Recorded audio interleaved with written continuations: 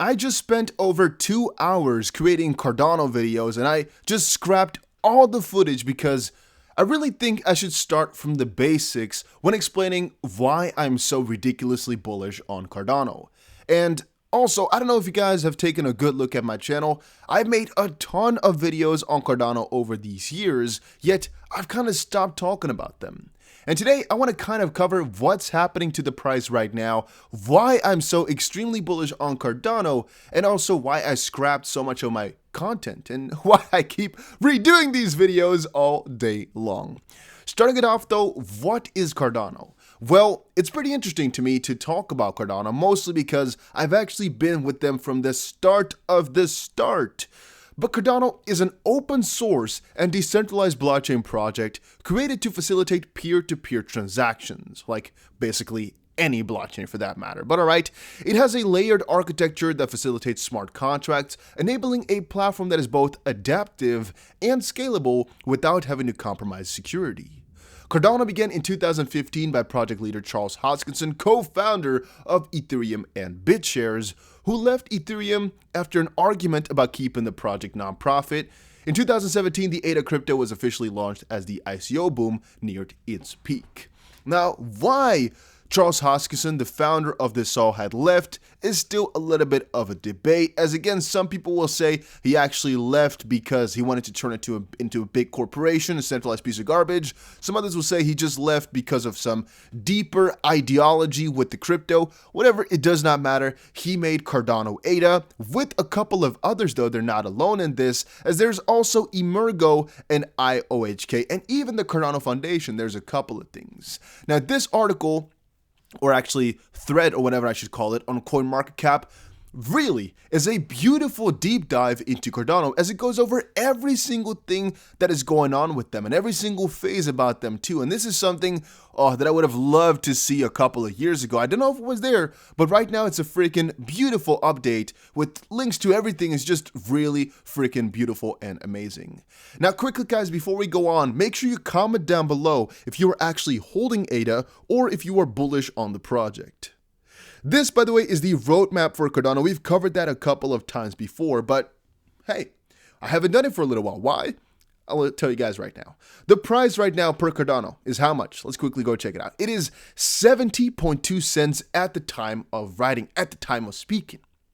So why have I come back to it now? Well, first of all, because it has gained like crazy. We just saw some articles talking about $5 to $7, and we just went up about 100% in 1 week. But there's a deeper layer to this. There's a deeper layer where I stopped covering them for a little bit and now decided to come back with hopefully more consistent uploads purely about Cardano, just good little updates like I used to do back in the day. And that is because they really opened my eyes a little bit.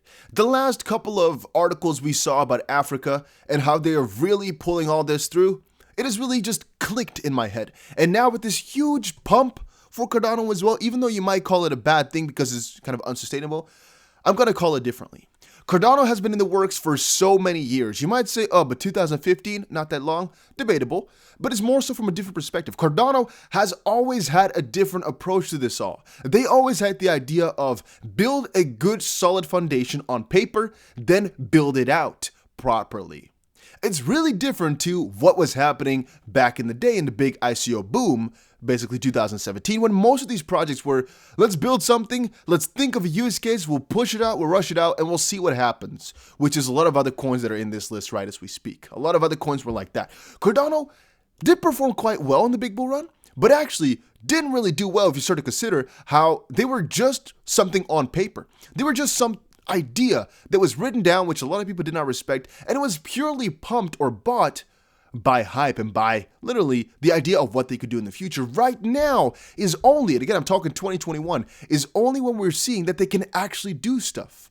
Cardano is often considered a third generation blockchain because, well, Charles founded Ethereum, which is called a second chain, Bitcoin being the first, and this again, third, as it's basically taking Ethereum one step upwards. It's doing it basically better than Ethereum. And right now we've also seen Ethereum ridiculously expensive. You've ever sent something on Ethereum? It's gonna run you. All right, I just wanted to send $10 worth. It's gonna cost me at least $10 in freaking fees. Is that normal? No. Is that what the whole blockchain thing was made for? No, nobody wants that. Nobody has time for that. $10 to send $10. That's stupid. So of course I didn't send the 10, but I wanted to do a test transaction of $100 too. It cost me $14 to send $100. That's stupid.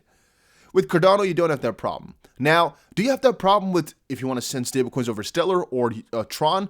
No, you don't. So Cardano is definitely not the only one that can do this, but it is definitely a good competitor. And looking at all these articles, looking at all these ideas, I really started to change my mind a little bit more that we shouldn't be having all these low expectations for ADA.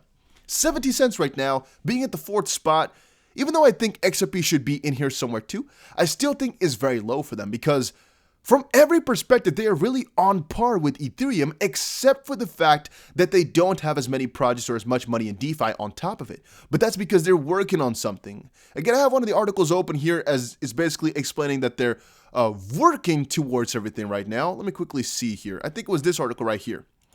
Crypto investor explains why Cardano will soon topple Ethereum. To me, it is basically because they have a bigger developer community backing them, and also the idea that they can actually do it better than Ethereum in almost any way, shape, or form. Now, yes, we do have Ethereum 2.0 popping up or coming up, which might change the game a little bit, but still, Elon Trade said ADA will flip Ethereum. If someone wants to argue why the top current smart contract platform that charges $100 per transaction, which will only become more congested and expensive as DeFi expands, won't get dethroned in the next 1 to 3 years, I'm all ears. I just think ADA has the best shot, relax people, which is basically a call for ADA to, again, get to Ethereum, which is times 10, I believe. Ethereum right now, 200 billion, ADA right now, 21 billion, times 10 about, which would put it at about $7 or so, which is really on par with Michael from the Popa's idea. $5 to $7 is still actually kind of relatively low in my opinion, as we basically came to about $1 with only hype, only an idea. Right now we really have something, and not even that, by the way, which we'll come to in just a second, but let's quickly go on here with the guy. James said, by Cardano, you mean the empty centralized blockchain founded by a guy who was fired by Vitalik for trying to turn Ethereum into a centralized corporate blockchain like Hyperledger so he could become CEO and later tried to pull a coup with Ethereum Classic? Nah, and Charles said, now that we are surging, expect relentless bile and slander from the Ether maximalists. Head down, keep building, and ignore them. We got a world to restore, and there are bigger monsters to slay. And he has a very good point. But on that idea, let me quickly go to this one right here. The Merry hard fork will bring Cardano one step closer to smart contracts on GoGen. I call it GoGen, but it might be GoGen. I don't really know how you officially pronounce it. I always like to call it GoGen, but maybe that's because I don't know, I think about it like I should pronounce it like Chinese, but whatever, or Mandarin, whatever. If you should pronounce it differently, who freaking cares how you pronounce it? It's about making money here, not about perfect pronunciations, even though I came back to it like 5 times, but all right. A little fun fact here is that even though Cardano might look amazing right now at 70 cents, might look juicy, or might look overbought to you, I'm personally going to say right now buying is not even a bad idea. Not because you're going to make a lot of profit in the short term, but I'm thinking we're going to be in this for the longer term. We're going to be here for the bigger picture. Why? Because if you start to look through this article here, which I recommend you guys to do, you notice at the Cardano roadmap, for example, that we're just at the start of things. Remember, we were talking about Byron. That's a long time ago. We were talking about Shelley. Everybody was so happy because that would mean true decentralization for the project when Shelley came live. Now, we're talking about GoGen, which is the way that Charles Hoskinson likes to pronounce it, which means smart contracts, which basically means really being on par with Ethereum. Then we go to scaling, and then we go to a better way of governance. All these names, of course, are also were thought about for a very long while. However, all of these has specific points.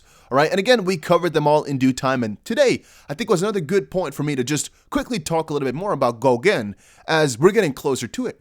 And we've seen time and time again that these hard forks or upgrades to the mainnet don't actually necessarily do something very much good for the price.